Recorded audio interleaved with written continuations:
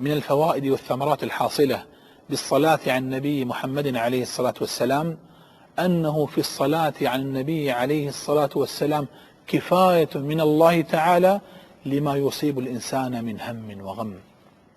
من منا يا عباد الله لا يتمنى أن يفرج عن همه وكربه؟ في الحديث أن رجلا قال: يا رسول الله، أجعل ثلث صلاتي عليك؟ قال: نعم إن شئت. قال: الثلثين؟ قال: نعم. قال: فصلاتي كلها؟ قال رسول الله صلى الله عليه وسلم: إذن يكفيك الله ما همك من أمر دنياك وآخرتك. رواه الطبراني وحسنه الألباني. والمراد بالصلاة في الحديث الدعاء. فعن يعقوب بن زيد التيمي قال: قال رسول الله صلى الله عليه وآله وسلم: أتاني آت من ربي فقال: ما من عبد يصلي عليك صلاة إلا صلى الله عليه بها 10.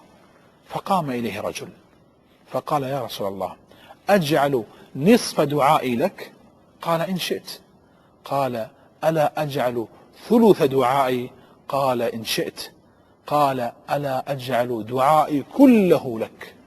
قال: إذن يكفيك الله هم الدنيا والآخرة.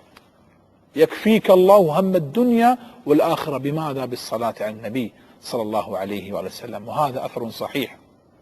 قال ملا علي القاري: وذلك لأن الصلاة عليه على النبي عليه الصلاة والسلام مشتملة على ذكر الله تعالى وتعظيم الرسول صلى الله عليه وسلم والاشتغال بأداء حقه عن أداء مقاصد نفسه وإيثاره بالدعاء على نفسه، ما أعظمه من خلال جليلة وأعمال كريمة.